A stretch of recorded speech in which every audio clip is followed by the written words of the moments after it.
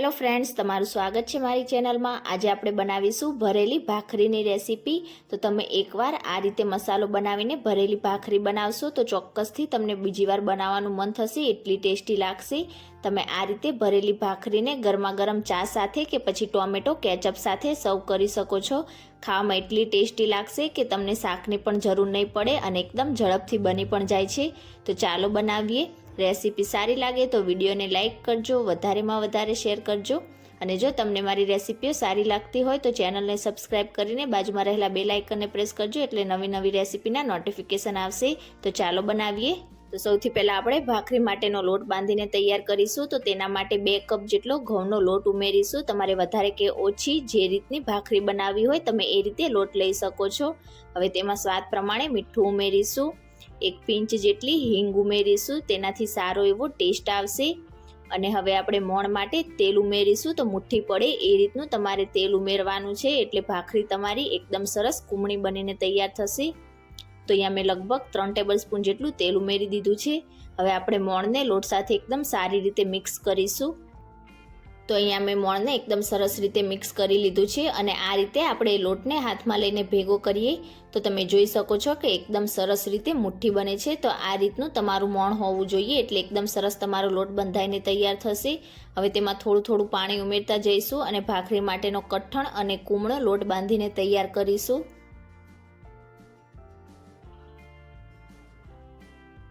તો અહીંયા મેં બિલકુલ થોડું થોડું પાણી ઉમેરતા જઈને આ રીતનો ભાખરી માટેનો કઠણ અને કૂમળો લોટ બાંધીને તૈયાર કરી લીધો છે। હવે આપણે 2 મિનિટ માટે લોટને એકદમ સારી રીતે મસળી લઈશું।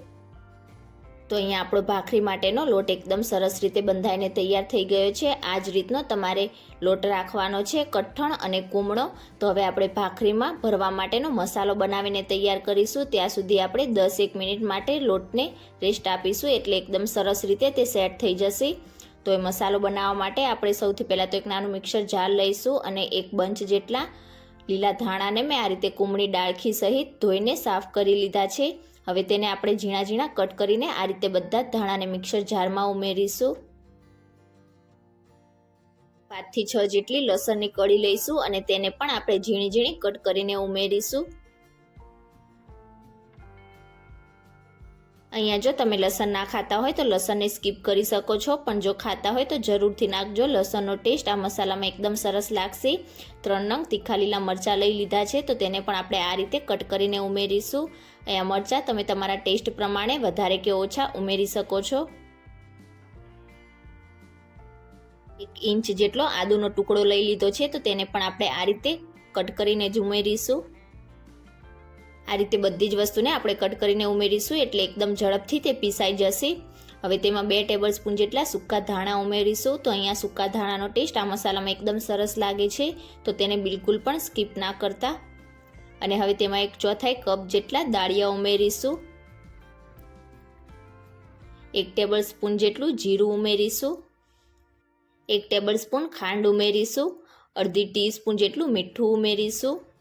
1 ટીસ્પૂન આમચૂર પાવડર ઉમેરીશું। અહીંયા તમારે લીંબુનો ઉપયોગ બિલકુલ પણ નથી કરવાનો, આ રીતે આમચૂર પાવડર જ આપણે નાખીશું। 1 ટીસ્પૂન જેટલો સંચળ પાવડર ઉમેરીશું। તો આપણો આ મસાલો એકદમ સરસ ખાટો મીઠો અને તીખો બનીને તૈયાર થશે। અને હવે પાણી નાખ્યા વગર જ આપણે પલ્સ ઉપર બધી વસ્તુને એકદમ સરસ રીતે વાટી લઈશું। તો અહીંયા તમારે પીસતી વખતે બિલકુલ પણ પાણીનો ઉપયોગ નથી કરવાનો, એ વાતનું ખાસ ધ્યાન રાખવાનું છે।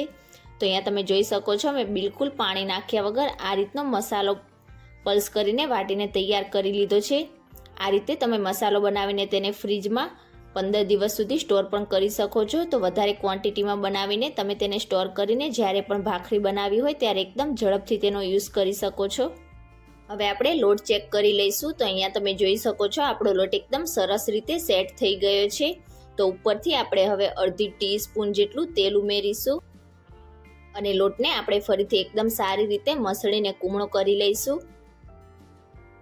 અને આ રીતે લોટ થોડો કૂમળો થઈ જાય એટલે હવે આપણે ભાખરી માટેનો લૂ બનાવીશું। તો તમારે નાની કે મોટી જે સાઈઝમાં ભાખરી બનાવવી હોય એ માપનું તમે લૂ બનાવીને તૈયાર કરી શકો છો। તો આ રીતે આપણે મસળીને એકદમ સ્મૂથ લૂ બનાવીને તૈયાર કરી લઈશું અને હવે તેને વણવા માટે લઈ લઈશું। તો આ રીતે પહેલાં લુવાને પ્રેસ કરીને આપણે થોડી જાડી ભાખરી વણીને તૈયાર કરીશું। શરૂઆતમાં તમારે ભાખરી આપણે મસાલો ભરવાના હોવાના લીધે પાતળી નથી રાખવાની। આ રીતે થોડીક જાડી ભાખરી રાખીશું અને હવે આપણે જે મસાલો બનાવીને તૈયાર કર્યો છે તે 1 ચમચી જેટલો મસાલો ઉમેરીશું। તમે નાની કે મોટી જે માપની ભાખરી બનાવતા હોય મસાલો તમે એ રીતે ઉમેરી શકો છો। તો અહીંયા મેં 1 ટીસ્પૂન જેટલો મસાલો ઉમેરી દીધો છે। હવે આ રીતે આપણે ભાખરીને બધી સાઈડથી ભેગી કરીને ઉપરથી જે વધારાનો એક્સ્ટ્રા ભાગ હોય તેને આપણે ફરીથી બીજી ભાખરી બનાવવા માટે ઉપયોગ કરીશું। અને હવે લોટને એકદમ સરસ રીતે આ રીતે લુવામાં પ્રેસ કરીને ફરીથી આપણે ભાખરી વણીને તૈયાર કરી લઈશું। તો આ રીતે પ્રેસ કરીશું એટલે મસાલો છે અંદર સુધી આખી ભાખરીમાં ફેલાશે। તો આ રીતે પ્રેસ કરતા જઈને એકદમ હળવા હાથેથી આપણે બંને સાઈડથી ભાખરીને વણીને તૈયાર કરી લઈશું। તમારો લોટ કૂમળો બંધાયો હશે તો તમારી ભાખરી એકદમ સરસ રીતે વણાઈને તૈયાર થશે। તો અહીંયા તમે જોઈ શકો છો મેં બંને સાઈડથી ભાખરીને પ્રેસ કરતા જઈને સારી રીતે વણીને તૈયાર કરી લીધી છે। તો બિલકુલ આ જ રીતે બીજી પણ ભાખરી આપણે વણીને તૈયાર કરી લઈશું। તો પહેલાં આપણે થોડીક જાડી આ રીતે ભાખરી વણીશું અને ફરીથી સેન્ટરમાં 1 ટીસ્પૂન જેટલો મસાલો ઉમેરીશું અને બધી સાઈડથી ભાખરીને આ રીતે ભેગી કરીને ઉપરના વધારાના લોટને આપણે બીજી ભાખરી બનાવવા માટે ઉપયોગમાં લઈશું અને પ્રેસ કરીને આપણી ભાખરી વણીને તૈયાર કરી લઈશું। તો અહીંયા આપણે એકદમ પાતળી ભાખરી નહીં વણીએ, થોડીક જાડી ભાખરી રાખીશું એટલે ખાવામાં તે વધારે સારી લાગશે। તમારે નાની કે મોટી જે માપની બનાવી હોય તમે એ માપની બનાવી શકો છો। તો એકદમ હળવા હાથેથી આપણે આ રીતે ભાખરી વણીશું એટલે તમારી ભાખરી ફાટશે પણ નહીં। તો બિલકુલ આ જ રીતે આપણે બધી ભાખરી વણતા જઈશું અને સાથે સાથે હવે આપણે તેને શેકતા પણ જઈશું। તો અહીંયા તમે જોઈ શકો છો મેં બીજી ભાખરી પણ વણીને તૈયાર કરી લીધી છે। તો હવે આપણે તેને શેકી લઈશું। તો તેને શેકવા માટે મેં અહીંયા ગેસ ઉપર તવી ગરમ કરવા માટે રાખી દીધી છે। હવે આપણે સેન્ટરમાં થોડુંક તેલ ઉમેરીશું અને સારી રીતે આ રીતે ફેલાવી દઈશું।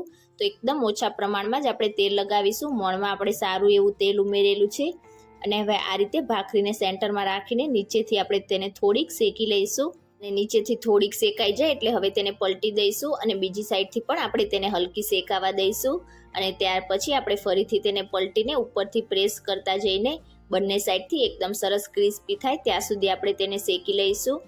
તો અહીંયા આપણે મોણમાં સારું તેલ ઉમેરેલું છે એટલે જો જરૂર લાગે તો તમારે તેલનો ઉપયોગ કરવાનો, એકદમ ઓછા પ્રમાણમાં તમારે તેલ લગાવવાનું। તો શરૂઆતમાં આપણે પહેલી ભાખરી ઉમેરી તે વખતે તવીમાં તેલ લગાવેલું છે એટલે ભાખરી ઉપર તેલ લગાવવાની બિલકુલ પણ જરૂર નહીં લાગે।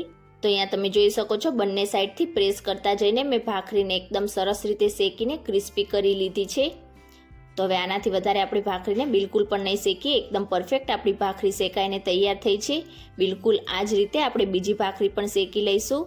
તો હવે આપણે તવીમાં તેલ લગાવવાની બિલકુલ પણ જરૂર નથી। આ રીતે આપણે ભાખરી ઉમેરીને તેને એક સાઈડથી શેકી લઈશું અને ત્યાર પછી કિનારી પર આ રીતે થોડુંક તેલ ઉમેરીશું। ઉપરથી પ્રેસ કરતા જઈને બંને સાઈડથી આપણે ભાખરીને ક્રિસ્પી થાય ત્યાં સુધી શેકી લઈશું। ઉપરથી જો જરૂર લાગે તો આપણે થોડુંક જ તેલ ઉમેરીશું। એકદમ ઓછા પ્રમાણમાં આપણે તેલનો ઉપયોગ કરીશું। આ ભાખરી તમે એકવાર બનાવશો તો બીજી વાર તમને ચોક્કસ બનાવવાનું મન થશે, એટલી ટેસ્ટી લાગશે। એકવાર તમે આ રેસીપી જરૂરથી ટ્રાય કરજો।